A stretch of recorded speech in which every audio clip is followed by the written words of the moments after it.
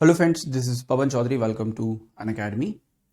MPPSC mains paper 4 और paper 4 के लिए यूनिट नंबर 1, जहां पर हम लोग कई सारे इंपॉर्टेंट जो थिंकर्स हैं उन थिंकर्स के बारे में बात कर रहे हैं। अभी तक हम लोग 9 थिंकर्स पढ़ चुके हैं और आज के हमारे जो थिंकर हैं वह है गुरुदेव रविंद्रनाथ टैगोर। कलकत्ता के रहने वाले थे, बंगाल के रहने वाले थे और भारत की सबसे इंटेलेक्चुअल फैमिली या भारत के सबसे जो आप बोल सकते हैं कि भारत के सबसे जो पढ़े लिखी फैमिली है या भारत के सबसे जो शिक्षित जो समाज था या शिक्षित जो परिवार था, उस परिवार से गुरुदेव रविंद्रनाथ टैगोर आपको आते हैं। इनके पिता देवेंद्रनाथ टैगोर जो है वो ब्रह्मो समाज और भी कई सारे ऐसे ऑर्गेनाइजेशन के अंदर यहाँ पर आपको रहे। तो इस लेक्चर में हम लोग गुरुदेव रविंद्रनाथ टैगोर की फिलॉसफी या उनके दर्शन के बारे में बात करेंगे। इनके दर्शन में 2-3 इंपॉर्टेंट चीज़ें हैं। सबसे इंपॉर्टेंट जो है वो राष्ट्रवाद या जो नेशनलिज्म के, तो नेशनलिज्म के बहुत बड़े विरोधी यहाँ पर आपको थे, है ना। अब वो आपको आगे समझ पड़ेगा कि नेशनलिज्म का विरोधी कोई व्यक्ति कैसे हो सकता। Why he was the it's not anti nationalist, it's a critic of nationalism. राष्ट्रवाद का उन्होंने क्यों यहाँ पर आपको विरोध किया, उसका रीज़न यहाँ पर आपको क्या था। उसके बाद इनकी फिलॉसफी में कई सारे आपको नेशनलिज्म के बारे में, उसके अलावा जो इंटरनेशनल जो रिलेशन है उनको लेके उन्होंने कई सारी चीज़ें जो है अपनी फिलॉसफी में यहाँ पर आपको लिखी है। एक ह्यूमन डेवलपमेंट को लेके या मानव विकास को लेके कई सारी फिलॉसफी है, ह्यूमन डेवलपमेंट को लेके उन्होंने दिया है। उसके बाद इन्होंने जो वेदांत सिस्टम था, तो ही अडॉप्ट द वेदांत प्रिंसिपल, जिसको कई सारे भारत के जो अभी हम कई सारे हम फिलोसोफर्स पढ़ चुके हैं, उन सभी फिलोसोफर्स ने वेदांत के बारे में आपको बात की है। एग्जाम्पल के लिए स्वामी विवेकानंद, इन्होंने भी वेदांत के बारे में बात की थी। और वेदांत भी कौन सा? अद्वैत वेदांत। उसके बाद सर्वपल्ली राधाकृष्णन, जिनको हमने कल ही पढ़ा था, तो ये भी कहीं ना कहीं वेदांत को सपोर्ट करते हैं। दयानंद सरस्वती, ये तो बहुत बड़े फॉलोवर थे। उसके बाद last but not the least जिन्होंने इस फिलॉसफी को दिया, आचार्य शंकराचार्य, जिनको हम बोलते हैं आचार्य शंकर। तो ये कई सारे ऐसे इंपॉर्टेंट फिलोसोफर्स यहाँ पर आपको है, चाहे शंकर हो, विवेकानंद हो, राधाकृष्णन हो, दयानंद सरस्वती हो, इन सभी ने वेदांत सिस्टम को यहाँ पर आपको अडॉप्ट किया, वेदांत सिस्टम को यहाँ पर आपको माना। और इसके अंदर भी आप देखोगे वेदांत सिस्टम में भी इन्होंने जो अद्वैत है, तो उस अद्वैत प्रिंसिपल जो है उसको यहाँ पर आपको फॉलो किया। ठीक है, खैर इसके बारे में हम कई सारे लेक्चर्स में ऑलरेडी बात कर चुके हैं। तो एक तरीके से ये कौन थे? ये बहुत जाने माने पोएट थे। अगर शॉर्ट में अगर हम लिखे, he was the famous poet, है ना। पोएट के अंदर भी देखो, आपको पता है कि जनगण मन जो है हमारा राष्ट्रगान, तो वो इन्होंने लिखा था। उसके बाद बांग्लादेश का जो नेशनल जो वहाँ का जो राष्ट्रगान है, अमार सोनार बांग्ला, वो भी गुरुदेव के द्वारा यहाँ पर आपको लिखा गया था। तो ये पोएट है। पोएट के अलावा भारत के जाने माने फ्रीडम फाइटर है, फ्रीडम फाइटर के रूप में भी काम किया। खैर फ्रीडम फाइटर के रूप में बहुत ज़्यादा कोई इनका एक्टिवली पार्टिसिपेशन नहीं था, लेकिन ये पूरी तरीके से अंग्रेजों का जो शासन था वो भारत में समाप्त करने के पक्षधर थे। और उसको लेके जब भी कोई बड़ा आंदोलन देश में चला, जैसे एग्जाम्पल के लिए नॉन कॉपरेशन मूवमेंट या सिविल डिसोबीडियंट मूवमेंट, तो इन सभी मूवमेंट में रविंद्रनाथ टैगोर ने अपनी तरफ से यहाँ पर आपको सपोर्ट किया। तो पोएट तो है ही है, साथ में फ्रीडम फाइटर है। फ्रीडम फाइटर के अलावा जो है वो एक जाने माने थियोलॉजिस्ट है ना। थियोलॉजिस्ट वो व्यक्ति होता है जो धर्म के बारे में बात करता है। वो द फेमस थियोलॉजिस्ट। ऐसे कई सारे जो उपनाम है वो उनको हम यहाँ पर आपको दे सकते। कई तरीके के अलग अलग काम उन्होंने यहाँ पर आपको किए। अब जन्म कब हुआ? जन्म हुआ 7 मई 1861 को आपका कलकत्ता के अंदर एक इट्स कॉल्ड द जोधासाको करके एक गांव था, उस गांव में जन्म हुआ। इनके फादर थे देवेंद्रनाथ टैगोर, तो बहुत जाने माने उस समय के बहुत जाने माने व्यक्ति थे। और इनकी जो पूरी फैमिली थी बहुत एजुकेटेड फैमिली से बिलोंग करते थे। इनके पिता जो है वो ब्रह्मो समाज के सदस्य भी यहाँ पर आपको रहे। ठीक है, उसके बाद he was musician also, writer, painter, और साथ में राजनीतिक चिंतक या पॉलिटिकल थिंकर। और पॉलिटिकल थिंकर के साथ में एक स्पिरिचुअल थिंकर या एक इंटेलेक्चुअल थिंकर भी आप यहाँ पे, एक फिलोसोफर इनको हम अगर बोलेंगे तो कोई बड़ी बात यहाँ पर आपको नहीं होगी। ठीक है, उसके बाद कई सारी किताबें उन्होंने लिखी। सबसे फेमस किताब थी उनकी गीतांजलि, जिसके लिए उनको नोबेल प्राइज भी आपको मिला। उसके बाद आपका जीवन स्मृति करके किताब लिखी जो काफ़ी इंपॉर्टेंट थी। ओके, उसके बाद इन्होंने 1941 में डेथ हो गई। और उसके बाद इन्होंने ह्यूमनिज्म या मानवतावाद के बारे में और धर्म के बारे में, दोनों चीज़ों के बारे में काफ़ी चीज़ें यहाँ पर आपको लिखी। ठीक है, उसके अलावा उन्होंने एक विश्व भारती करके एक इंस्टीट्यूशन है कलकत्ता के अंदर, तो कलकत्ता के पास में विश्व भारती एक इंस्टीट्यूशन उन्होंने एस्टैब्लिश किया। और उसको एस्टैब्लिश करने के साथ उसको जस्ट बिट उसको स्थापित करने के साथ में इन्होंने, इनके पिताजी जो थे देवेंद्रनाथ टैगोर, इन्होंने शांति निकेतन इस्टेब्लिश किया था नियर द कलकत्ता के सबब रीजन में। उस शांति निकेतन को भी आगे इन्होंने कंटिन्यू किया। अगर देखा जाए तो शांति निकेतन स्टैब्लिश तो देवेंद्रनाथ टैगोर ने किया था, लेकिन उसके बाद रविंद्रनाथ टैगोर हैं, उन्होंने बड़े लेवल पे उस शांति निकेतन को और आगे जाके यहाँ पर आपको डेवलप किया, आगे जाके उसको विकसित किया। तो विश्व भारती तो उन्होंने स्टैब्लिश किया ही किया, साथ ही जो शांति निकेतन है उसको स्टैब्लिश करने में एक इंपॉर्टेंट रोल उन्होंने यहाँ पर आपको प्ले किया, आगे उसको डेवलप यहाँ पे किया।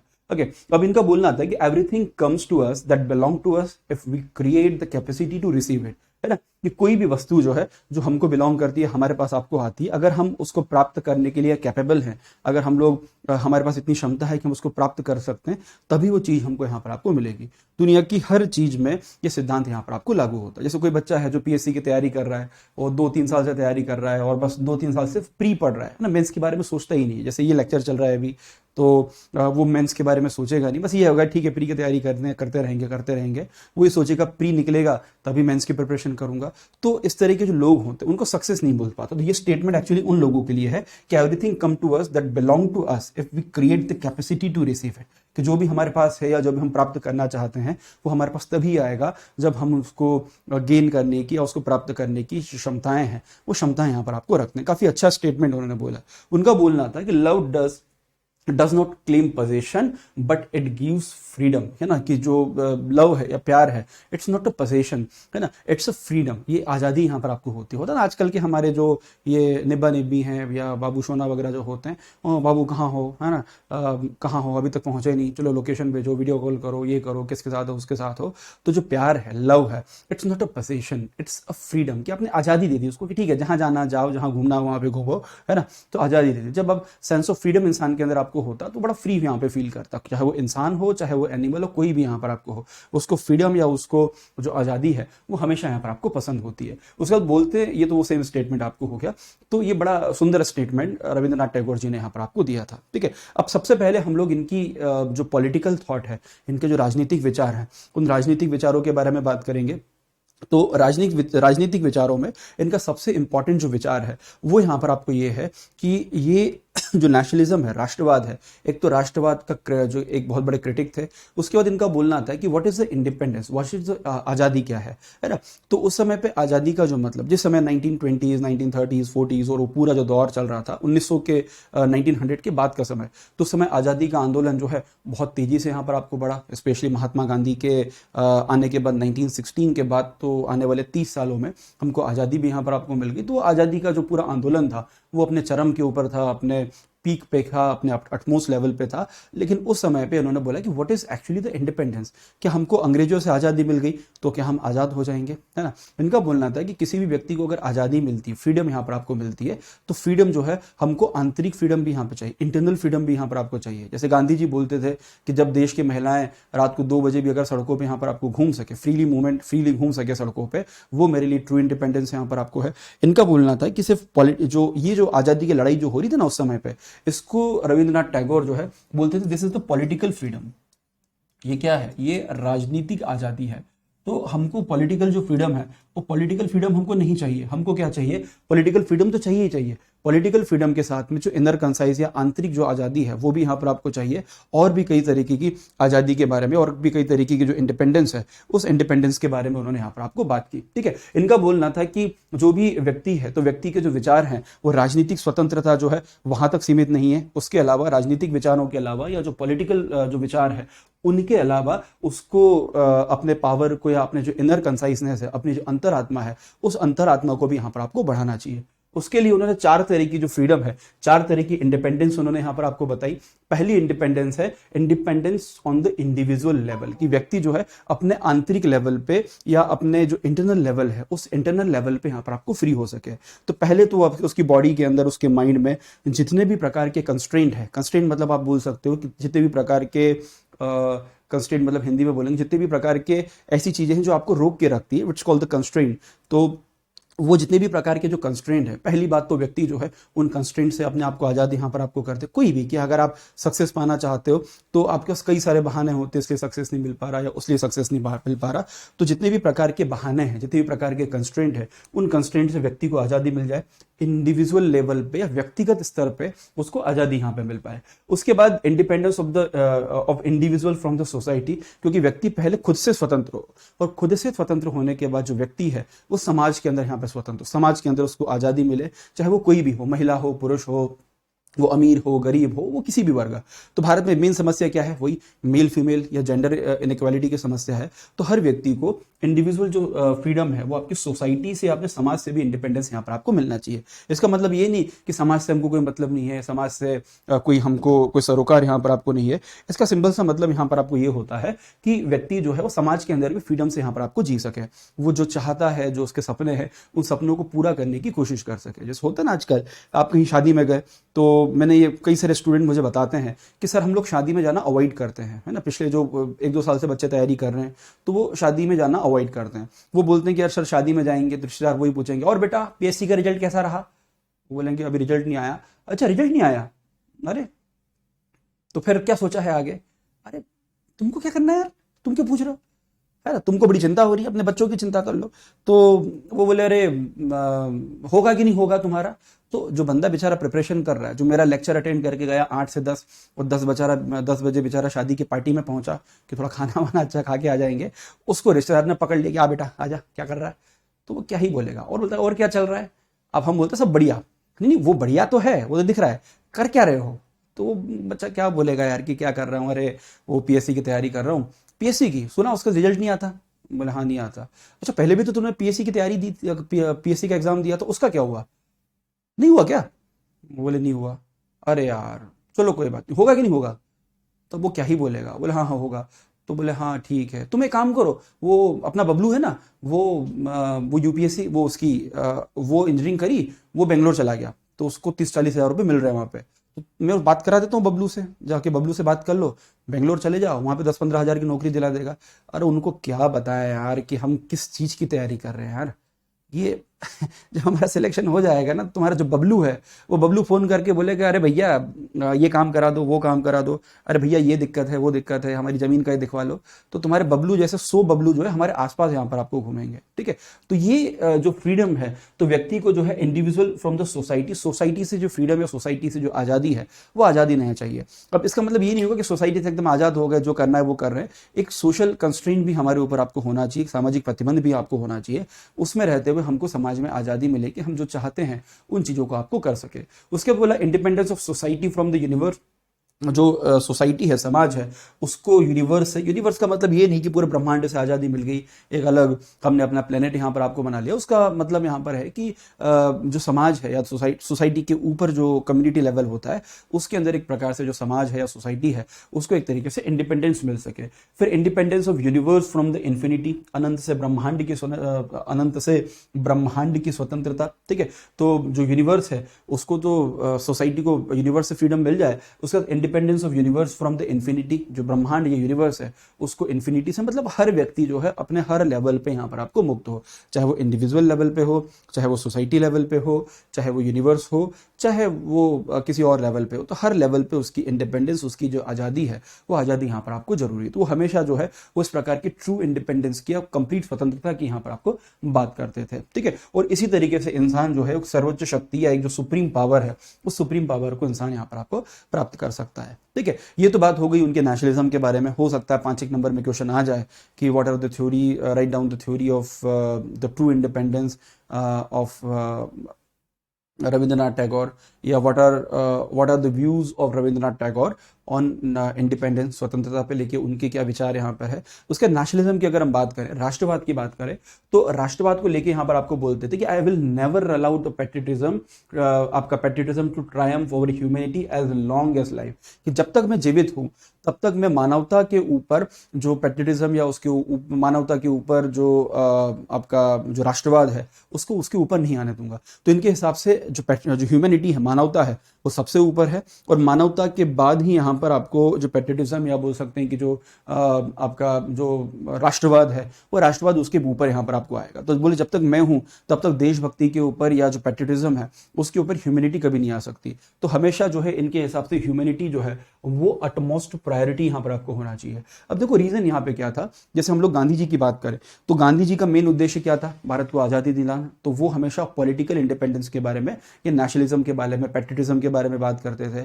लेकिन टैगोर साहब जो है ये बोलते थे नहीं, मानवता यहाँ पर आपको सबसे पहले। तो इसको लेके उनके बीच में जो डिस्कशन है वो डिस्कशन भी होता था। एक है कि एक बार महात्मा गांधी कलकत्ता जाते हैं और वहां पर कलकत्ता जाने के बाद गांधी जी और टैगोर के बीच में तकरीबन 6 घंटे तक इसी स्टेटमेंट के ऊपर उनके ऊपर यहाँ पर आपको बहस होती है कि what is nationalism, what is the humanity, मानवता क्या यहाँ पर है। तो गांधी जी का बोलना था कि जब राष्ट्रवाद अगर यहाँ पे होगा तो राष्ट्र है वो सभी व्यक्तियों को बराबर तरीके से देखेगा। तो गांधी जी का जो सपना था एक समाजवादी समाज का था, एक सोशलिस्ट सोसाइटी का यहाँ पर आपको था। तो बोलते एक सोशलिस्ट सोसाइटी में, एक समाजवादी समाज के अंदर हर व्यक्ति को बराबर तरीके से देखा जाएगा, तो ह्यूमैनिटी या मानवता वैसे यहाँ पर आपको आ गई। वो बोले नहीं, ऐसा नहीं होता है ना, इस तरीके से नहीं मानते। ह्यूमैनिटी मतलब ये हो गया कि आप किसी गरीब व्यक्ति को देखा, किसी बीमार व्यक्ति को देखा, तो पहले जाके उस गरीब और बीमार व्यक्ति की जो हेल्प है उसकी मदद करने आप चले गए, उसकी हेल्प करने चले गए। तो हो सकता है कि सोसाइटी जो है या सोशलिज्म जो समाजवाद है, तो समाजवाद was implement by the government, सरकार के द्वारा इंप्लीमेंट होगा, वो इंडिविजुअल व्यक्ति के अंदर आपको नहीं होगा। जैसे मुझ में सोशलिज्म नहीं है, वो socialism it conceive by the government itself, सरकार के अंदर आपको होगा। तो उसको बोलना है कि व्यक्ति के अंदर ह्यूमैनिटी या मानवता है वो सबसे पहले यहां पर आपको होना चाहिए। ठीक है, उसका बोलना आता है कि जो नेशनलिज्म है, राष्ट्रवाद है, it's a greed of people to attain the power and money. कि राष्ट्रवाद क्या है, राष्ट्रवाद इन द व्यू ऑफ, ये जो भी व्यू मैं बोल रहा हूं ये रविंद्रनाथ टैगोर जी के व्यू यहां पर आपको है। उनका बोलना था कि जो भी राजनीतिक आजादी है या जो भी आपका नेशनलिज्म है, तो नेशनलिज्म के माध्यम से व्यक्ति जो है वो अपना पावर और मनी प्राप्त करना चाहता है, शक्ति प्राप्त करना चाहता है,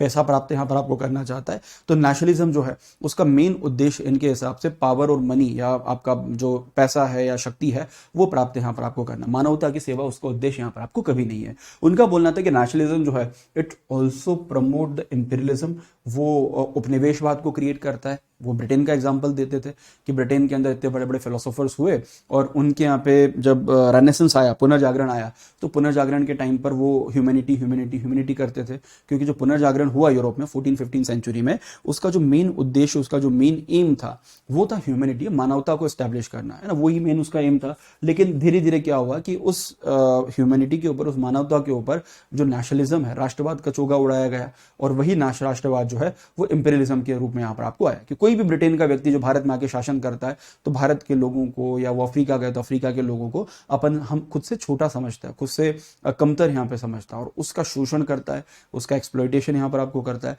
on the name of power and money, कि हम ज़्यादा शक्तिशाली है ना, अंग्रेज ज़्यादा शक्तिशाली है, तो गरीब जो व्यक्ति है उस गरीब व्यक्ति का शोषण किया जाएगा। अगर मानवता होती तो ये चीज़ थोड़ी होती। तो उनका बोलना था कि मानवता के ऊपर जब राष्ट्रवाद का और राष्ट्रवाद के ऊपर जब ये सब चोगा उड़ाया जाएगा तो एक तरीके से ह्यूमैनिटी या मानवता जो है पूरी तरह से यहाँ पर आपको समाप्त हो जाएगी। ठीक है, उसके बाद उन्होंने बोला कि यूरोप का जो नेशन स्टेट वाला जो सिस्टम है वो भारत के अंदर लागू नहीं हो सकता। नेशन स्टेट सिस्टम में क्या था कि यूरोप में कई सारे छोटी छोटी कॉलोनीज थी या छोटे स्टेट थे, उन छोटे छोटे स्टेट को बना के नेशन स्टेट यहाँ पर आपको बनाया गया, राष्ट्र राज्य सिद्धांत यहाँ पे बनाया गया कि कई सारे छोटे छोटे राज्यों को मिला के एक देश यहाँ पर आपको क्रिएट कर दिया। उनका बोलना ये चीजें भारत के अंदर आपको नहीं हो पाएगी। उसका रीजन क्या है, उसका रीजन यह है कि भारत में शुरू से, जैसे अशोक के टाइम पर पूरे भारत पे शासन यहाँ पे हुआ, उसके बाद समुद्रगुप्त के टाइम पे लगभग पूरे भारत पे उन्होंने शासन किया, हर्षवर्धन के टाइम पे बड़े एरा पे उन्होंने कैप्चर यहाँ पे किया, चाहे वो दिल्ली सल्तनत हो, चाहे वो मुगल हो, तो इन लोगों ने बड़े एरिया पे का कैप्चर किया और उसके कारण पूरा जो राष्ट्र है, पूरा जो देश है वो एक तरीके से एक सूत्र में यहाँ पर आपको बंधा। तो यूरोप का जो नेशन स्टेट सिस्टम है वो भारत पे इंप्लीमेंट नहीं होगा, क्योंकि भारत जो है वो इट्स यूनिटी इन डाइवर्सिटी है ना, भारत जो है वो विविधता के अंदर, भारत के अंदर आपको एकता है, आज़ादी के पहले भी थी और आज़ादी के बाद भी यहाँ पर आपको है।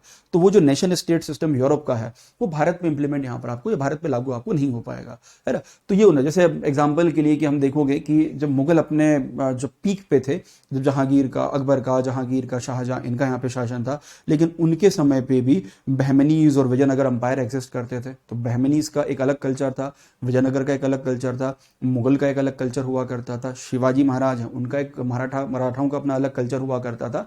तो भारत वो यूनिटी इन डाइवर्सिटी वाला देश है, तो वहां पर ये सब चीजें इंप्लीमेंट करना यहाँ पर थोड़ा सा यहाँ पर आपको मुश्किल है। ठीक है, तो ये उनके नेशनलिज्म को लेके, राष्ट्रवाद को लेके उनके विचार थे। ओके उसके बाद रविंद्रनाथ टैगोर जो है ये यहाँ पर आपको बोलते हैं कि जो आइडियलिज्म के बारे में, आदर्शवादिता के बारे में यहाँ पर आपको बोलते हैं कि जो मेन जो है, it should realise the ultimate truth, या जो अल्टीमेट ट्रूथ या जो सर्वोच्च ज्ञान है, वो सर्वोच्च ज्ञान व्यक्ति को यहाँ पर आपको मिलना चाहिए और वो उसको इस दुनिया से, संसार के बंधन से यहाँ पर आपको मुक्त कर देगा।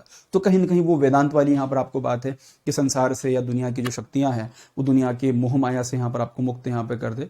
तो लगभग जितने भी फिलोसोफर्स मैंने बताया उनका मेन इंटेंशन यही था कि जो व्यक्ति है वो वर्ल्डली बॉन्डेज या फिर पूरे दुनिया के जो बंधन है उन दुनिया के बंधनों से यहाँ पर आपको मुक्त हो सके। तो उनका बोलना था कि ultimate truth which will liberate him from the worldly bondage, कि जो ज्ञान है या अल्टीमेट ट्रूथ ऐसा हो जो व्यक्ति को जो विश्व के जितने भी बंधन है उन सभी बंधनों से यहाँ पर आपको मुक्त कर दे। इसका मतलब ये नहीं कि सब काम काज छोड़ के यहाँ पर आपको चले गए।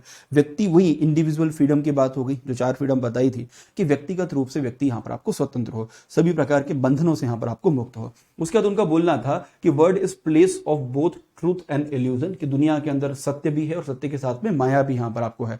एंड डिपेंड अपॉन यू कि wherever you are going, कि आपको सत्य चाहिए या माया चाहिए, तो विश्व के अंदर सत्य भी है और सत्य के अलावा माया भी यहाँ पर है। तो दुनिया के अंदर सत्य और माया दोनों का कॉम्बिनेशन यहाँ पर आपको है। ओके उसका उनका बोलना था कि दुनिया में सबसे ज़्यादा जो शक्ति है वो इंसान को यहाँ पर आपको मिली है ना। We have the ultimate power, we have the immense power, हम कुछ भी कर सकते हैं। हम चांद पे पहुँच गए, हम लोग सैटेलाइट्स लॉन्च करते हैं, हम लोग बड़ी बड़ी फिलोसफीज़ यहाँ पर आपको लिखते हैं। तो इंसान कुछ भी कर सकता है और वो जो शक्ति है उस इमेंस पावर को इंसान को समझने की यहाँ पर आपको ज़रूरत है। अगर इंसान माया के अंदर, इल्यूजन के अंदर, या ये जो विश्व के जो वर्ल्डली बॉन्डेज है या जो मोह माया है उसमें फंस के रह गया, तो वो अपनी जो उनकी जो क्षमताएँ हैं, उनकी जो कैपेसिटी है, उन कैपेसिटी का प्रॉपर तरीके से दोहन नहीं कर सकेगा, उन कैपेसिटीज को प्रॉपर तरीके से उनको एक्सप्लॉइट नहीं कर सकेगा। ठीक है। उसके बाद बोलते थे कि जो जो ये भी पर्सनालिटी है तो व्यक्ति को क्रिएटिव यहाँ पे एक तरीके से यहाँ पर आपको बनाती है। ठीक है। उसके बाद ह्यूमनिज्म के ऊपर या मानवता के ऊपर उनका क्या विचार था, उनका बोलना था कि the faith is the bird that feel the light when the dawn is still dark. ठीक है, बड़ा अच्छा स्टेटमेंट है कि faith is the bird that feel the light when the dawn is still dark, है ना। बड़ा अच्छा स्टेटमेंट है। तो मानवतावाद के बारे में यहाँ पर आपको बोलते हैं कि इंसान जो है एक सुपर पावर एक तरीके से यहाँ पर आपको है, और इंसान को नेचर और उसके साथ में जो इंसान है दोनों के बीच में जो बोल सकते हैं कि दोनों के बीच में एक बॉन्डेज होना यहाँ पर आपको जरूरी है ना। कि इंसान जो है वो सबसे पहली बात नेचर को यहाँ पे समझे, प्रकृति को समझे, क्योंकि प्रकृति क्या है, प्रकृति के सभी व्यक्तियों को बराबर तरीके से प्रकृति ने यहाँ पर आपको बनाया है। चाहे वो कोई एनिमल हो, चाहे वो कोई प्लांट हो, चाहे वो ह्यूमन हो, तो सबके लिविंग का, सबके जीने का जो व्यवस्था है, सबके खाने पीने का, सबके जीवन का, वो पूरा प्रबंध प्रकृति ने यहाँ पर आपको किया है। लेकिन इंसान धीरे धीरे क्या कर रहा है, उन चीज़ों को धीरे धीरे नष्ट कर रहा है, उन चीज़ों को धीरे धीरे जो है वो उनको डिस्ट्रॉय करने की कोशिश यहाँ पर आपको कर रहा है। तो उनका यहाँ पर आपको बोलना था कि जो nature and man are created by supreme God, कि भगवान ने उनको यहाँ पे बनाया, और इसके लिए भगवान और नेचर के बीच में जो लिंक है वो लिंक होना यहाँ पर आपको जरूरी है। जैसे प्रकृति सब लोगों को बराबर तरीके से, इक्वल तरीके से यहाँ पर आपको देखती है ना। तो प्रकृति की नज़र में सब कुछ बराबर है ना। The nature itself it provide the theory of the natural justice, प्राकृतिक न्याय का सिद्धांत देता है। तो उसी तरीके से जो मानवतावाद है, तो मानवतावाद के माध्यम से भी इंसान जो है वो नेचर से या प्रकृति के साथ में जो संबंध है उन संबंध को यहाँ पे एक स्थापित यहाँ पर आपको कर सकता है। ठीक है। तो मैन जो है वो सुपर पावर के माध्यम से, जो भी उसके अंदर शक्तियां हैं उसके माध्यम से प्रकृति या जो नेचर है उसको एक तरीके से पूजा कर सकता है, उसको प्रॉपर तरीके से यहाँ पे फॉलो कर सकता है, उसको रियलाइज यहाँ पर आपको कर सकता है ना। बोलते हैं realization of self is the essence of realize the godhood, है ना। कि व्यक्ति जो है उसको जब सेल्फ का रियलाइजेशन हो गया, व्यक्ति का खुद का रियलाइजेशन हो गया, आत्मज्ञान यहाँ पर आपको हो गया, तो आत्मज्ञान जो है वो सबसे बड़ा है, और इसी के माध्यम से व्यक्ति जो जीवन में सभी प्रकार की जो संभावनाएं हैं उन संभावनाओं को यहाँ पर आपको प्राप्त कर सकता है। ठीक है। फिर ही वॉज नेचुरलिस्ट आल्सो, प्रकृतिवादी यहाँ पर आपको व्यक्ति थे। उनका बोलना था कि प्रकृति जो है एक महान शिक्षक है जो मनुष्य के प्रति कभी शत्रुतापूर्ण यहाँ पर आपको नहीं हो सकती। कि जो नेचर है, नेचर जो है हमेशा हमारे लिए यहाँ पर आपको बेनिफिट में रहा है, नेचर हमेशा हमारी रक्षा यहाँ पर आपको करता है। बोलता है nature is a great teacher which is not hostile to man, कि इंसान के विरुद्ध यहाँ पर आपको नहीं है। तो हमको प्रकृति या जो नेचर है, प्रकृति है, उस प्रकृति को मानना चाहिए, उसकी पूजा करना चाहिए, और पूजा करना चाहिए मतलब उसके प्रोटेक्शन के लिए, उसके संरक्षण के लिए हमको यहाँ पर आपको कार्य करना चाहिए। ठीक है। बोलना कि nature is kind, generous and benevolent like mother, कि जो प्रकृति है वो हमारी माँ की तरह एक तरीके से काइंड है, बहुत ज़्यादा उदार है, बहुत ज़्यादा दयालु है और बहुत ज़्यादा परोपकारी है। कि जो भी मतलब माँ है कि अगर घर में अगर खाना नहीं है, खाना कम है, तो माँ पहले अपने बच्चों को यहाँ पर आपको खिला देगी, है ना। तो पहले अपने बच्चों को यहाँ पर आपको खिला देगी और बच्चों को खिलाने के बाद खुद माँ खाना यहाँ पर आपको खाएगी। तो प्रकृति भी इस तरीके से अपने बच्चों का, क्योंकि हम प्रकृति की संतानें हैं, तो इन संतानों का प्रकृति यहाँ पर आपको ध्यान रखती है और इसीलिए हमको प्रकृति के साथ हमारे जो संबंध है उनको प्रॉपर तरीके से डेवलप करना चाहिए, प्रकृति को प्रोटेक्ट करना चाहिए। तो प्रकृति के बारे में भी उन्होंने यहाँ पर आपको लिखा, ठीक है। उसके अलावा पैट्रियटिज्म के बारे में, या बोल सकते हैं कि जो देशभक्ति है उसके बारे में उन्होंने यहाँ पर आपको लिखा। तो उनका यहाँ पर आपको बोलना था कि भारत के अंदर जो है, मतलब इनकी जो राइटिंग थी उसके अंदर ऑलरेडी पैट्रियोटिक वैल्यू आपको होती थी, या बोल सकती कि देशभक्ति की बातें वो भी यहाँ पर आपको करते थे। लेकिन इनका बोलना था कि जो ये पैट्रियटिज्म या देशभक्ति है, ये देशभक्ति कभी भी जो राष्ट्र देशभक्ति कभी भी मानवता के ऊपर यहाँ पर आपको नहीं होना चाहिए। तो first thing is humanity and second thing is the patriotism. अगर आपको मानवता के लिए अगर पैट्रियटिज्म से कॉम्प्रोमाइज करना पड़े तो you have to do it, आपको ये करना यहाँ पर आपको पड़ेगा। उन्होंने आज़ादी का जो आंदोलन है उसमें भी पार्टिसिपेट किया। जब जलियांवाला बाग मैसेकर हुआ तो जलियांवाला बाग मैसेकर के टाइम पे इनके पास जो उपाधि थी आपके नाइटहुड की, वो उपाधि उन्होंने यहाँ पर वापस कर दी। उसके बाद जब नॉन कॉपरेशन मूवमेंट शुरू हुआ, असहयोग आंदोलन जब शुरू हुआ, तो उस आंदोलन के टाइम पर भी कलकत्ता और आसपास के एरिया में इनका जो इंस्टीट्यूशन था, है ना, जो इट्स कॉल्ड द, इनके जो संस्थान हुआ, विश्व भारती हुआ करता था। तो विश्व भारती के माध्यम से लोगों को शिक्षा देना शुरू करी। विश्व भारती के माध्यम से ही कई सारे नेशनल स्कूल जो हैं बरिसाल और कई सारे एरियाज में यहाँ पर आपको चलाए गए। शांति निकेतन जो उस समय आर्ट एंड कल्चर का एक सबसे बड़ा केंद्र हुआ करता था, it's the great centre of art and culture, उसको भी उन्होंने आम लोगों के लिए खोल दिया। इवन इसके पहले जब स्वदेशी आंदोलन हुआ तो स्वदेशी आंदोलन में जो विश्व भारती है, विश्व भारती और शांति निकेतन है, तो इन लोगों ने जापान की जो गवर्नमेंट थी उनके साथ में उन्होंने कॉन्ट्रैक्ट यहाँ पे किया कि हम लोग बच्चों को पढ़ने के लिए, क्योंकि वेस्ट तो भेजना नहीं, वेस्ट का तो विरोध करना है, इन्होंने बच्चों को पढ़ने के लिए वेस्ट की जगह ईस्ट भेजा, जापान भेजा, कि जापान के बारे में पढ़ के आए, जापान के नेचर के बारे में, मतलब जापान के बारे में पढ़ के आए, वहाँ की फिलोसफी सीख के आए। तो बच्चों को पढ़ने के लिए उन्हें जापान यहाँ पे भेजा, हायर एजुकेशन के लिए, क्योंकि हमारे यहाँ पे हायर एजुकेशन के नाम पे अंग्रेजों के कॉलेज थे जिनके अंदर एडमिशन लेना नहीं है, क्योंकि स्वदेशी आंदोलन चल रहा है। तो उन्होंने सपोर्ट किया। सेम चीज़ उन्होंने नॉन कॉपरेशन मूवमेंट के टाइम पे की। सेम उन्होंने जब सिविल डिसोबीडियंट मूवमेंट हुआ तो वहाँ पर भी इनके इंस्टीट्यूशन ने काफ़ी यहाँ पर आपको सपोर्ट किया। क्या उसके बाद 1941 में टैगोर, जो रविन्द्रनाथ टैगोर हैं, उनकी यहाँ पर आपको डेथ हो गई, ठीक है। तो वो चाहते थे कि जो इंसान है वो एक तरीके से विदेशी जो शासन है या विदेशी जो रूल है वो विदेशी रूल से यहाँ पर आपको आज़ाद हो गए। लेकिन इसके बावजूद भी हम कभी भी ह्यूमनिज्म जो है उसको पैट्रियटिज्म के नीचे यहाँ पर आपको नहीं रख सकते। उनका बोलना था कि हर व्यक्ति के अंदर ना राष्ट्र सेवा की जो भावना है, the service of the nation या राष्ट्रभक्ति या डेडिकेशन टू द नेशन, ये तमाम चीज़ें जो है व्यक्ति के अंदर आपको होना चाहिए। और उनकी राइटिंग में भी राष्ट्रवाद और नेशनलिज्म की चीज़ें यहाँ पर आपको होती थी। ही ऑल्सो रॉट द जनगण मन और अमार सोनार बांग्ला, जो आपको शुरू में मैंने यहाँ पर आपको बताया, ठीक है। उसके बाद ये तो उनके नेशनलिज्म और पैट्रियटिज्म के बारे में यहाँ पर आपको बात हो गई। उसके बाद जो इंटरनेशनलिज्म है या बोलते हैं अंतर्राष्ट्रीयवाद है, उसको लेके यहाँ पे क्या बोलते हैं, तो इनका बोलना था कि पूरी दुनिया जो है, पूरी दुनिया यहाँ पर आपको एक है ना। पूरी दुनिया में जो डिवीज़न है कि ये अमेरिका, ये ऑस्ट्रेलिया, ये इंडिया, ये पाकिस्तान, ये श्रीलंका, तो जो डिवीज़न है, खैर उसमें पाकिस्तान नहीं था, मैं एक एग्जाम्पल के लिए आपको बता रहा हूँ।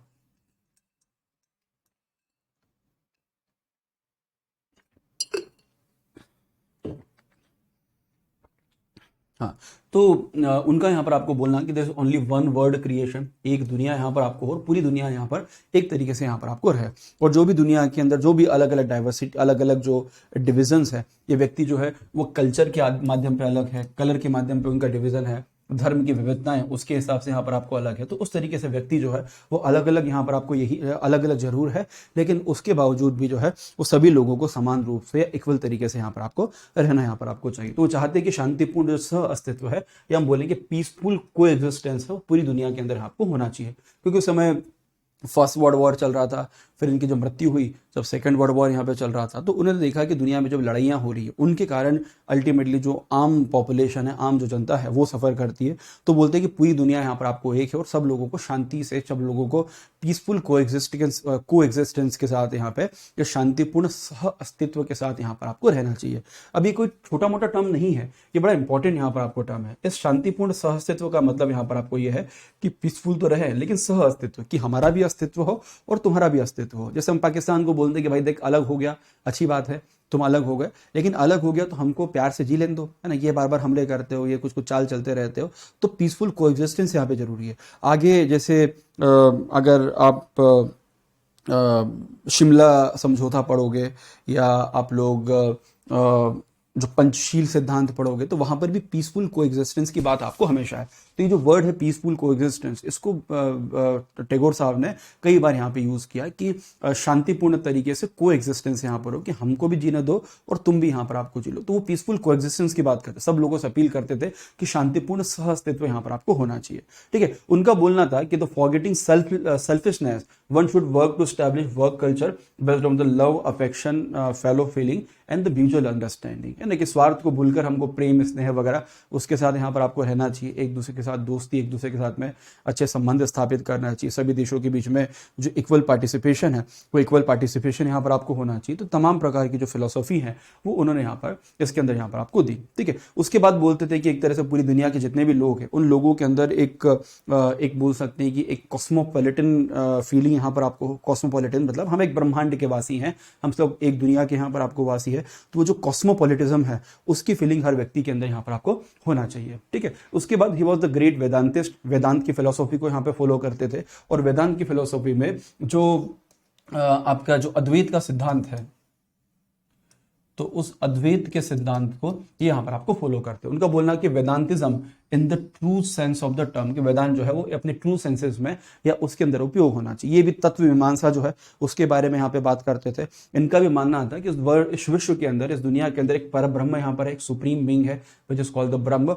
और उन्हीं के माध्यम से पूरा जो संसार है, पूरा वर्ल्ड यहाँ पर आपको चल रहा है। ठीक है, उसके लिए बात करते हैं यूनिटी इन डाइवर्सिटी के बारे में, है ना, या एकता में अनेकता के बारे में, जो पहली मैं यहाँ पर आपको बता चुका हूँ। बोलते spiritual unity between the man and man, इंसान और इंसान के बीच में यूनिटी, उनके बीच में एकता, और मैन एंड नेचर के बीच में जो एकता है वो होना यहाँ पर आपको जरूरी है, कि इंसान इंसान को जीने दे, एक दूसरे का रिस्पेक्ट करे, ह्यूमनिज्म यहाँ पर डेवलप करे, और साथ ही इंसान जो है उन नेचर के साथ में इस प्रकार के संबंध स्टैब्लिश करे। क्योंकि उन्होंने बोला था कि प्रकृति तो आपकी तरह आपके प्रति हॉस्टाइल नहीं है, वो तो आपके खिलाफ कोई ऐसा क्या बोलते हैं आपका शत्रुतापूर्ण यहाँ पर आपको नहीं है, इंसान ही प्रकृति को नुकसान पहुंचाता है। तो मैन एंड नेचर दोनों के बीच में कोएग्जिस्टेंस होना चाहिए, वही पीसफुल कोएग्जिस्टेंस, सहअस्तित्व होना चाहिए, कि इंसान इंसान को जीने दे और इंसान जो है वो प्रकृति को भी यहाँ पर आपको जीने दे, उसको भी विकसित होना सके। तो ये उनका वेदांत का प्रिंसिपल था कि जितनी भी क्रीचर्स हैं दुनिया में, इंसान जितने भी creature, we are also the creature, हम भी एक तरह के क्रीचर यहाँ पर है। तो तमाम जो क्रीचर है वो तमाम क्रीचर यहाँ पर आपको एक है, there is only one thing, सब मतलब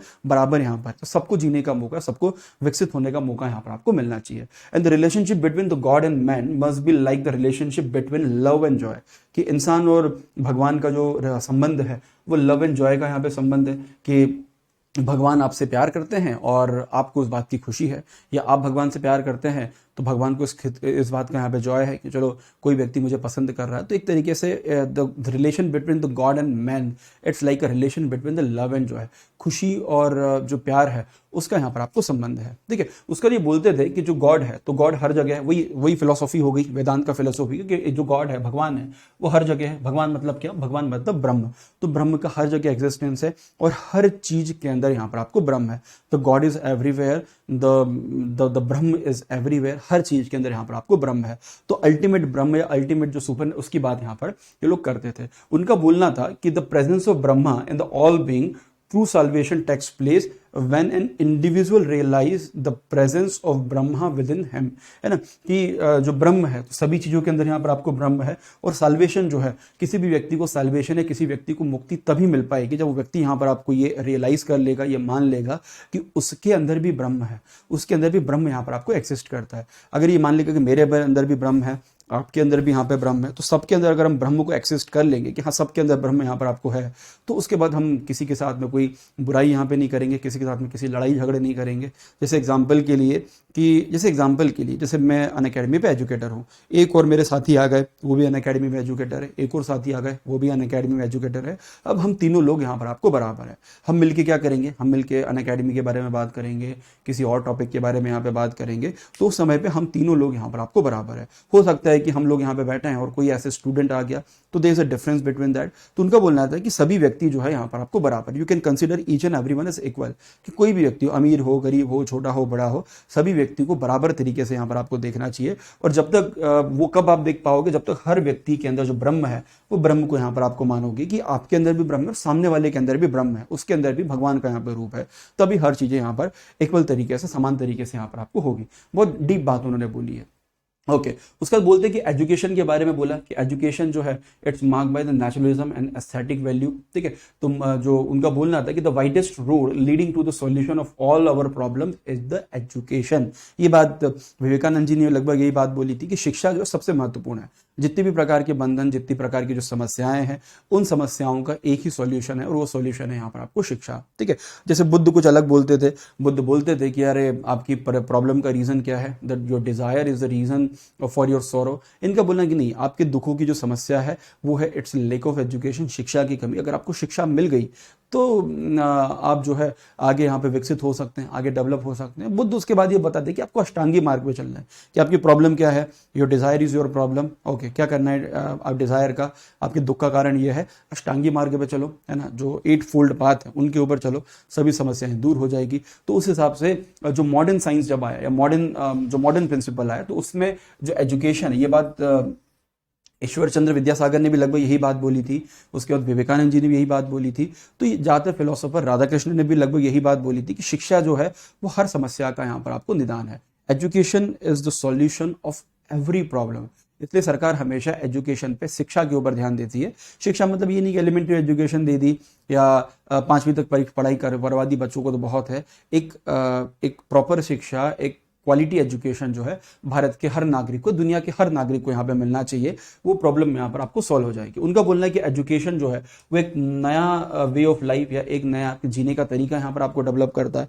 एक नया लाइफ का जो पैटर्न है वो आपकी लाइफ में डेवलप होता है कि एक अलग तरीके से सोच से, अलग विचारों से आप चीज़ों को यहाँ पर आपको सोच सकते हो। ठीक है, उसका टैगोर यहाँ पर आपको बोलते थे कि जो एजुकेशन है उसका जो एम्फेसिस है वो है इंटेलेक्चुअल लेवल पे। Physical, social, moral, economic, spiritual, सभी प्रकार के जो लेवल हैं उनके ऊपर जो टैगोर है वो उनका फोकस था कि शिक्षा जो है सभी चीज़ों के ऊपर, आपका physical, mental, economic, social, spiritual, सभी प्रकार के एस्पेक्ट हैं, उन सभी एस्पेक्ट्स के ऊपर एजुकेशन या शिक्षा है वो फोकस यहाँ पे करती है। शिक्षा का उद्देश्य जो है वो आपका एक कंप्लीट डेवलपमेंट या आपका एक सर्वांगीण विकास है, वो शिक्षा का इनके हिसाब से यहाँ पर आपको उद्देश्य है। बोलते the highest education is that which does not merely gives us the information but make our life in the harmony with all existence. बहुत अच्छी बात उन्होंने बोली है कि शिक्षा का जो उद्देश्य है वो ये यहाँ पर आपको नहीं है कि आपको इंफॉर्मेशन यहाँ पे दे, आपको जानकारी दे, बट कि आपकी जो लाइफ है उसको एक हार्मोनी में, एक सतत तरीके से, और उसके साथ में आपके विथ ऑल एग्जिस्टेंस, जितने भी लोग हैं, जितने भी दुनिया में लोग हैं, उनके एग्जिस्टेंस के साथ में वो आपको यहाँ पर आपको डेवलप यहाँ पे करे। बड़ी अच्छी बात उन्होंने यहाँ पर आपको बोली है। ठीक है, उसके बाद अगला जो इनका है सेल्फ रियलाइजेशन के बोले में बोला। एजुकेशन जो है, एजुकेशन में पहली बात तो उन्होंने ये सब बातें यहाँ पर आपको की शिक्षा के बारे में कि एजुकेशन का उद्देश्य यहाँ पर आपको क्या है वगैरह वगैरह। उसके बाद उन्होंने बोला कि एजुकेशन जो है उसके माध्यम से जो सेल्फ रियलाइजेशन है, आत्मज्ञान यहाँ पर आपको होता है कि हर व्यक्ति को आत्मज्ञान होना आपको जरूरी है। जैसे बुद्ध को आत्मज्ञान हुआ, महावीर स्वामी को आत्मज्ञान हुआ, विवेकानंद जी को आत्मज्ञान यहाँ पे हुआ, या कोई भी आप बोल सकते हैं कि जो गुरु नानक देव जी हैं उनको आत्मज्ञान हुआ। तो इस प्रकार से आत्मज्ञान होने के बाद उन्होंने क्या किया, वो अपना एक धर्म स्टैब्लिश उन्होंने कर लिया। उन्होंने जो है लोगों को शिक्षा देना शुरू कर दी और वही लोग जो है उनके बाद में उनके शिष्य हैं, उनके डिसाइपल यहाँ पर आपको बन गए। तो इस तरीके से उनके जब डिसाइपल यहाँ पर आपको बने या उनके शिष्य जब यहाँ पर आपको बने तो उनके अंदर क्या था कि लोग उनको फॉलो करने लगे। इस प्रकार से हर व्यक्ति अपना रियलाइजेशन या हर व्यक्ति जो है वो एक तरीके से आत्मसात या जो ज्ञान है उस ज्ञान को यहाँ पे प्राप्त कर लेगा। तो कोई व्यक्ति दूसरे व्यक्ति को छोटा या बड़ा यहाँ पर आपको नहीं समझेगा। तो उनका बोलना है कि जो बोलता है कि spiritualism is the essence of humanism, है ना। तो ये सेल्फ रियलाइजेशन की उन्होंने बात की। अध्यात्मवाद है वो मानवता का यहाँ पर आपको सार है। Self realisation is an important aim of the education. शिक्षा का जो प्रमुख उद्देश्य है कि आपको के भीतर झांकना, यहाँ पर आपको सिखाना, आपको आपका अनुभव कराना कि हु यू आर। यही तो फिलॉसफी है आचार्य शंकर की, अहम ब्रह्मोस्मि, मेरे अंदर भी ब्रह्म है, मैं भी ब्रह्म हूँ, मैं भी ब्रह्म हूँ और मैं ही ब्रह्म हूँ। उसमें बहुत अंतर यहाँ पर है कि मैं ही ब्रह्म हूँ, कि मैं भी ब्रह्म हूँ, तुम भी ब्रह्म हो। तो मैं ही ब्रह्म हूँ और अपुनिज भगवान है, वो दो अलग है ना, चलता है ना आजकल, वो चलता है अपुनिज भगवान है। तो अपुनिज भगवान है और मैं ही ब्रह्म हूँ, उसमें बड़ा अंतर यहाँ पर है। मैं ही ब्रह्म हूँ मतलब कि मैं भी ब्रह्म हो और तुम भी ब्रह्म हो, और हम दोनों यहाँ पर एक ही भगवान के क्रिएचर या एक ही भगवान के यहाँ पर आपको अवतार, यहाँ पर आपको एक ही भगवान के यहाँ पर आपको हिस्सा है। तो शिक्षा जो है वो आपको सेल्फ रियलाइजेशन या बोल सकते हैं आत्मसात यहाँ पर आपको करवाएगी। ठीक है, तो ये उन्होंने यहाँ पर उसको लेके बोला। उसके बाद इंटेलेक्चुअल डेवलपमेंट के बारे में कि व्यक्ति का इंटेलेक्चुअल डेवलपमेंट, ये व्यक्ति का जो इंटेलेक्चुअल लेवल है या उसका जो सर्वांगीण विकास है, साइकिक लेवल पे डेवलपमेंट जो है वो डेवलपमेंट इसके अंदर यहाँ पर आपको हो। उनका बोलना था कि जो इंटेलेक्चुअल डेवलपमेंट है, it mean development of the imagination, creative free thinking, curiosity, या तमाम चीज़ें अंदर आपको हो। तो इंटेलेक्चुअल डेवलपमेंट व्यक्ति चीज़ों के बारे में पढ़ सके, सुन सके, सवाल पूछ सके कि ऐसा क्यों होता है, किसी भी धर्म के बारे में सवाल पूछ सके कि हमारे धर्म में ऐसा क्यों है, या ये पर्टिकुलर उसका रीज़न यहाँ पर आपको क्या है। तो इंटेलेक्चुअल डेवलपमेंट व्यक्ति की जो क्यूरियोसिटी है, उन क्यूरियोसिटी का सॉल्यूशन यहाँ पे हो सके। कई बार व्यक्तियों की क्यूरियोसिटी कुछ अजीब सी होती है, उनको अगर छोड़ दें तो एक जेन्युइन क्वेश्चन होता है रिलीजन को लेके, कल्चर को लेके, या किसी भी चीज़ को लेके, वो जो क्यूरियोसिटी है उसको सॉल्व करने का काम एजुकेशन का यहाँ पर है। इसलिए हर व्यक्ति का इंटेलेक्चुअल डेवलपमेंट यहाँ पर आपको होना चाहिए। तो जो इंटेलेक्चुअल डेवलपमेंट है, इसके माध्यम से आपकी इमेजिनेशन का डेवलपमेंट, कि आपके जो सोच है, आपका इमेजिनेशन, उसको आप विकसित यहाँ पर आपको कर सकते हो, उसको डेवलप यहाँ पे कर सकते हो। तो क्रिएटिव थिंकिंग हो गई, या जो आपका जो माइंड का अलर्टनेस यहाँ पर आपको होगा कि व्यक्ति जागृत है, चीज़ों के बारे में सुन रहा है, समझ रहा है, क्यूरियोसिटी डेवलप हो रही है कि मैंने कल एक बीज बोया था, वो बीज आज पौधा कैसे यहाँ पर आपको बन गया। तो ये व्यक्ति की क्यूरियोसिटी है, तो उसके ऊपर रिसर्च करेगा, वो पढ़ेगा कि चलो, वो बोल देंगे 7वीं क्लास की एनसीईआरटी पढ़ ले, उसमें लिखा हुआ है कि सीड से कैसे स्प्राउटिंग यहाँ पर आपको होती है। तो वो एनसीईआरटी में आया कहाँ से? जब व्यक्ति ने उसके ऊपर रिसर्च करी, पढ़ा, तब जाके एनसीईआरटी में आया। और वही तो एजुकेशन का उद्देश्य है कि आपने 7वीं की एनसीईआरटी पढ़ ली तो आपको ये तो पता चल गया कि पेड़ से जो बीज है उससे पौधा कैसे यहाँ पर आपको बनता है, या फल कैसे लगता है। या आपने एनसीईआरटी पढ़ ली तो आपको पता चल गया कि ठीक है, वो आइजैक न्यूटन था, उसने ग्रेविटेशन की यहाँ पर आपको सर्च की थी, तो वो ग्रेविटेशन या गुरुत्वाकर्षण, वो सिद्धांत यहाँ पे क्या है कि कोई भी चीज़ नीचे क्यों गिरती है, what is the rule of gravity, उसका नियम यहाँ पे क्या। तो व्यक्ति अपनी तमाम प्रकार की जो क्यूरियोसिटी है, वो क्यूरियोसिटी को यहाँ पर आपको सॉल्व कर सकता है। जैसे आसमां है नीला क्यों, पानी गीला गीला क्यों, गोल क्यों है जमी, ये सब क्या है, ये क्यूरियोसिटी है। और ये क्यूरियोसिटी व्यक्ति जो है अपनी शिक्षा और अपने इंटेलेक्चुअलिज्म से उसको यहाँ पर आपको सिद्ध कर सकता है। फिर फिजिकल डेवलपमेंट की बात की, फिजिकल डेवलपमेंट का यहाँ पे बोलना था कि व्यक्ति का मानसिक विकास की तो हमने बात कर ली कि मानसिक डेवलपमेंट हो, इंटेलेक्चुअल डेवलपमेंट और ये वो इमेजिनेशन, क्यूरियोसिटी, सब कुछ चीज़ें हो, लेकिन व्यक्ति का फिजिकल डेवलपमेंट भी होना चाहिए, मानसिक शारीरिक विकास भी होना चाहिए। तो शारीरिक विकास के लिए योग, गेम और स्पोर्ट, ये 3 चीज़ें हुआ करती थी। जैसे इनका शांति निकेतन था ना, शांति निकेतन में ये वो कोई ऐसा नहीं था कि कोई वहाँ पे डिग्री विग्री यहाँ पर आपको मिलती थी। शांति निकेतन में व्यक्ति की जो क्रिएटिविटी है उसको डेवलप किया जाता था। वहाँ पर प्रकृति के बीच में ऐसे बहुत घने जंगल थे, उन घने जंगलों के अंदर शांति निकेतन बना हुआ था। और शांति निकेतन में जनरली जो भी लोग वहाँ पर रहते थे, या जो भी लोग वहाँ पर आपको जाते थे, तो उनको मेनली जो थिंकिंग है, उन लोगों को बेसिकली आपको जो पेंटिंग वगैरह बनाना है या उनको चित्रकारी वगैरह करना है, तो चित्रकारी वगैरह करना उनको सिखाया जाता था। इवन आपको पता होगा कि जब हमारा कॉन्स्टिट्यूशन बना, तो कॉन्स्टिट्यूशन बनने के बाद जब कॉन्स्टिट्यूशन को लिखा गया, उसको कॉन्स्टिट्यूशन का जब उसको राइट किया गया, उसको जब यहाँ पर आपको लिखा गया, तो उस समय पे उसके जो कैलीग्राफर्स थे, तो कई सारे कैलीग्राफर्स जो है वो शांति निकेतन, पूरा काम ही उनका था। तो प्रेम बिहारी रायजादा करके एक व्यक्ति थे, उन्होंने उसको कैलीग्राफ करके पूरा आपका जो कॉन्स्टिट्यूशन है उसको उन्होंने कैलीग्राफ यहाँ पर आपको किया। तो वो उसका रीज़न यहाँ पर आपको ये था कि उस समय उनसे अच्छा कोई था नहीं यहाँ पे डिज़ाइनिंग के अंदर, बाकी चीज़ों में। तो व्यक्ति के जो आंतरिक चीज़ें हैं, जो उसका इंटेलेक्चुअल डेवलपमेंट है, वो शांति निकेतन में होता था। और वो चाहते थे इस प्रकार से देश के सभी लोग और दुनिया के सभी लोगों का इस प्रकार का इंटेलेक्चुअल डेवलपमेंट, उनका विकास यहाँ पर आपको हो सके। फिर ह्यूमैनिटी की बात की ऑलरेडी कि पूरा ब्रह्मांड जो है वो मेरा संसार है, हर व्यक्ति यहाँ पर आपको बराबर है। ये ऑलरेडी इसके बारे में हम यहाँ पर आपको ये तमाम चीज़ें हम ऑलरेडी यहाँ पर आपको डिस्कस कर चुके हैं। ठीक है, ये सब चीज़ें डिस्कस हो चुकी है। ठीक है, तो उसमें कोई खास अलग से यहाँ पर आपको नहीं है। ठीक है, तो हाँ, वही सब चीज़ें हैं, कुछ अलग से यहाँ पर आपको नहीं है। ठीक है, उसके अलावा आप अनअकैडमी का 1-to-1 जो लाइव मेंटरशिप है, वो 1-to-1 लाइव मेंटरशिप अनअकैडमी की आप परचेज कर सकते हैं, है ना। इसके अंदर आप MPPSC और व्यापम और कई सारे जो दूसरे एग्जाम्स हैं उनकी प्रिपरेशन भी कर सकते हैं। MPPSC के साथ में आप MPSI, पटवारी, इनके कोर्सेज भी यहाँ पर आपको परचेज कर सकते हैं।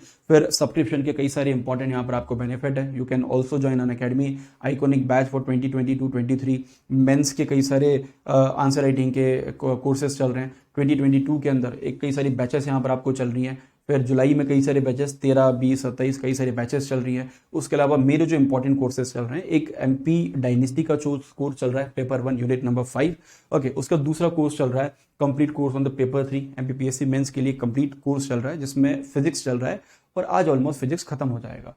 फिर एमपी थ्रू डिस्ट्रिक्ट वाला कोर्स है जो दिसंबर महीने के अंदर आपको आएगा। कोशिश करूंगा इस कोर्स को थोड़ा सा पहले यहाँ पर आपको ले आऊँ, और बहुत ही जल्दी एमपीपीएससी मेंस पेपर 2 का एक जो कंप्लीट कोर्स है वो पेपर 2 का कंप्लीट कोर्स भी यहाँ पर आपको आने वाला है। तो इन सभी तमाम कोर्सेज के लिए आप सिंगल एक कोड यूज कर सकते हैं, that code is Pawan live. And if you are using this code you will get 10% discount on the plus classes पे 10% डिस्काउंट आपको यहाँ पर आपको मिल जाएगा। उसके साथ आप अपने क्रेडिट पॉइंट यूज करते हैं, 10% उसका डिस्काउंट मिला के टोटल 20% डिस्काउंट आपको प्लस क्लासेस के ऊपर आपको मिल जाएगा। It is PAVANLIVE। तो use this code and get a plus subscription. अगले लेक्चर में हम लोग बात करेंगे about the philosophy of Gautam Buddha and उनके बाद महावीर स्वामी। तो इंडियन जो फिलोसोफर है, इंडियन फिलोसोफर इस तरीके से एंड हो जाएंगे। चलिए, so that's all this lecture. Thank you.